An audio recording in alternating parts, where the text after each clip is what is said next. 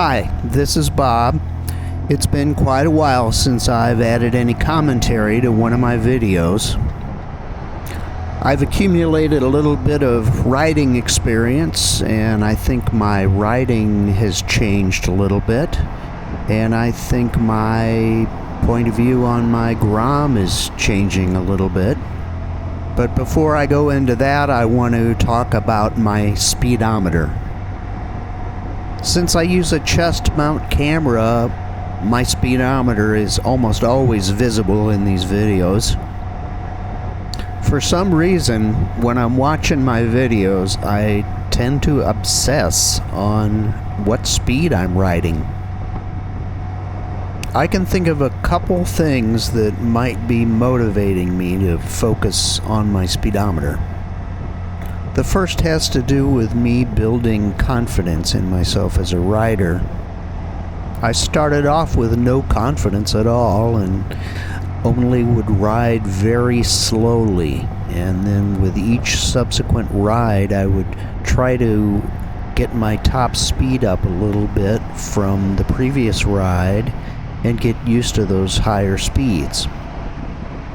Watching my videos, I would look for the highest speed of any given ride, and then I would use that as a measure of my progress. The second thing making me obsess on my speedometer might be my desire to ride to new places I haven't ridden to before. If my top speed on the Grom is 45, then I'm only going to be able to leave town on the roads with a speed limit of 45 or less. The clips in this video are shot almost entirely on roads with a 45 mile-an-hour speed limit. I didn't have the throttle pegged the entire time, but I'm pretty sure I was getting pretty close to having that thing maxed out. In fact, I think I did have the throttle maxed sometimes trying to go uphill. And this brings me back around to what I was saying at the beginning of the video about how I think my point of view on the Grom might be changing a little bit. I'm going to admit right now that I'm being unfair to the Grom to shift my focus to performance or lack thereof. I bought the Grom because it was the perfect bike for me to learn on. I wasn't buying it for performance. Nevertheless, my eye is starting to wander looking at other motorcycles. I'm feeling really guilty to be unfaithful to my Grom. And all this would be bad enough if it was just any other motorcycle, but I'm feeling really sleazy because it's the Grom's big sister, the Honda CB300R. I'm sorry, I know this video is supposed to be about my Grom, but that CB300R, she's got ABS in the front like my Grom, but she's got ABS on the back too. And she's got that 286cc engine, and she talks dirty to me, telling me she wants me to ride her on 55 mile-an-hour highways. Grom's been so good to me. You know, she was a virgin. She had 0 miles on her when I got her. And I was so inexperienced, I didn't know how to please her. We learned about the joys of motorcycling together. And now, it's just 2 months later, I'm ready to throw her out like yesterday's newspaper. Yeah, I feel like a complete lowlife. But you know, the CB300, have you seen that trellis frame she has? Oh, I'll tell you what, you know, her seat height is a little high. I've got really short legs, but, you know, I'd wear platform shoes. I'd wear platform shoes for her.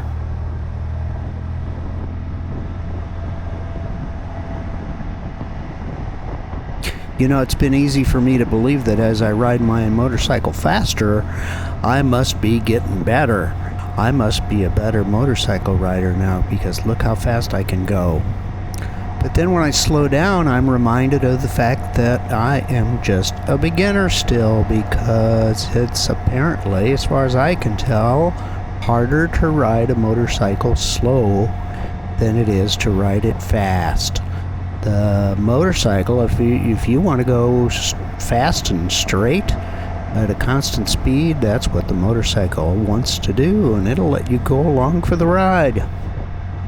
One of the things I'll do, since I'm still a beginner, is to rev the engine up to a very high RPM before I finally get that clutch engaged to take off from a stop. And here's a fine example of that right here.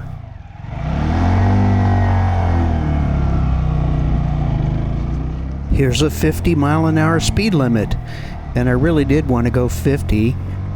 I got up to 48, then there was a gentle hill, and I slowed down to 43 or 44. The way I remember it, I looked in my mirror and saw nobody was behind me, so the pressure was off, and I didn't really need to go 50. And then just like that, the speed limit was back down to 45 again. I can't really say if or when I had the throttle pegged.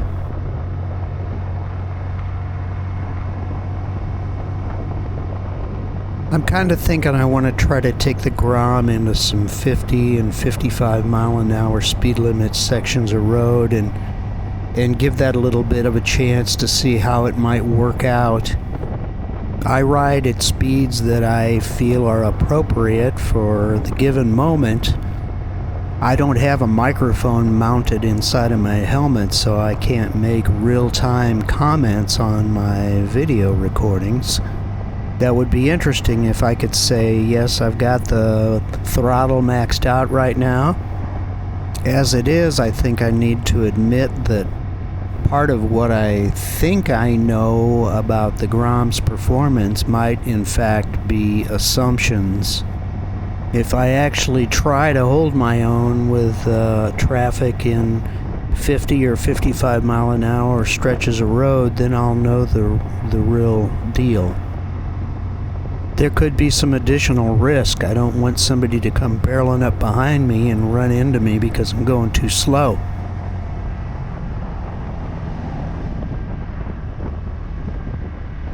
You know, with all this obsessing I'm doing about the performance of the Grom, I'm kind of missing the point, which is how much fun it is to ride the Grom. It really is a fun bike.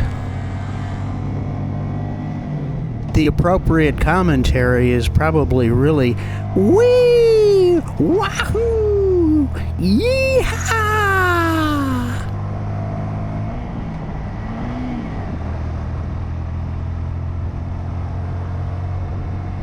And the Grom is still the perfect bike for my skill level right now. I'm not ready yet for the next size bigger bike. But I'm glad that I've discovered that CB300R, because it's just nice to know now something to look forward to when the time comes that I'm ready for it. And now for something completely different. It has occurred to me sometimes that when I'm riding the Grom, it's a busman's holiday. I actually drive a small bus as my day job, and to make it even more appropriate, some of these very same roads, this very road that I'm riding the Grom on here is one of the roads that I drive my bus on during the day, so I can't wait to get off work so I can ride my Grom on the very same road sometimes that I'm driving the bus on. So that's somewhat ironic, but it does make me wonder, why is it that the one is my job and the other is my entertainment that I look forward to? Actually, I've got a little theory about why it is that riding the Grom is so enjoyable. If you look first at the opposite case, where people are not enjoying themselves, if people are unhappy, quite often they're feeling regretful about something in the past, or they're worrying about something in the future. And one of the pieces of advice sometimes that professionals give unhappy people is they're told to try to live in the moment, try to just focus on something that's happening right then, and that way you will not be worrying about the future or fretting about the past. And that's where the Grom comes in. I think I've realized when I'm on the Grom, especially as a beginner, I have to have my focus on what I'm doing constantly to keep from being killed or injured, and that requirement that I stay focused and concentrating on what's going on constantly, it forces me to be in the moment, and therefore there's not enough brain power left to be worrying about the future or fretting about the past. So that's my little theory about why motorcycling is enjoyable.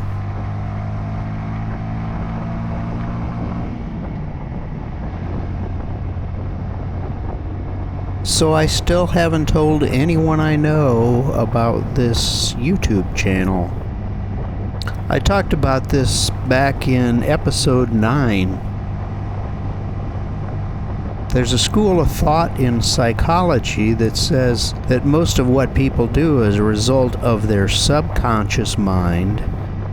Their conscious mind comes up with an explanation for the behavior after the fact.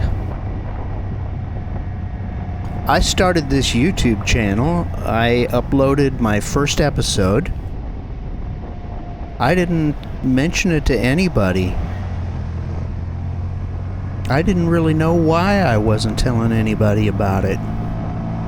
But by the time I did episode 9, I had an idea of why, and I shared that idea in that episode.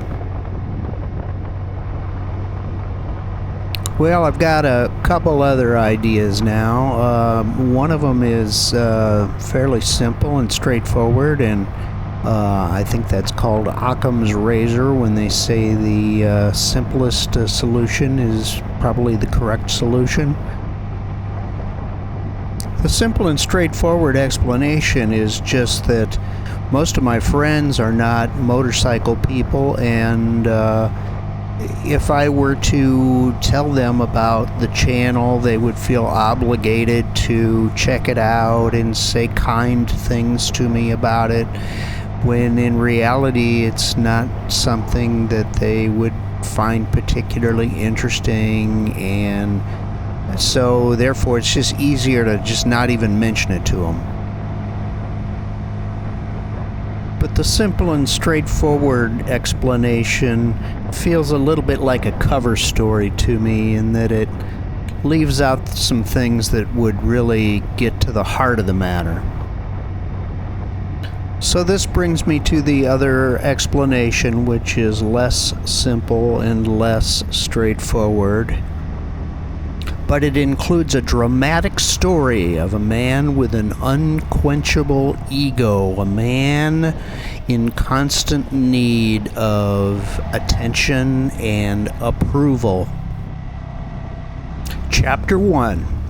Young Bob colors in his coloring book and gives the picture to one of his parents, who tells him how great it is, cuts it out, and puts it on the door of the refrigerator. Thrilled with this outcome, young Bob repeats the process and ends up with another picture on the door of the refrigerator. Chapter 2. 20 years later. Bob is a designer and maker of widgets, and widgets are all the rage. People can't get enough of those widgets. Bob makes a video about his widget making and posts it on YouTube. People love it. Bob is thrilled with the outcome and repeats the process, and ends up with another video on YouTube. Chapter 3, 40 years later. Bob celebrates having made 100,000 widgets during his career and posts a video on YouTube about it. People don't give a diddly fuck about widgets anymore. Finally, worn down and burned out, Bob doesn't give a diddly fuck about widgets anymore either. Bob's entire life had seemed to be about his passion for widgets. Now Bob mustered the strength to overcome his ambivalence and retired from the widget business. Almost immediately, Bob started feeling better, not having to worry about widgets anymore. He bought himself a 2020 Honda Grom ABS motorcycle and started uploading videos to YouTube. And he felt like he didn't need anybody's approval about it. But he wanted to make sure he didn't fall back into his old patterns of seeking approval. So he didn't tell anybody about his new videos. The end.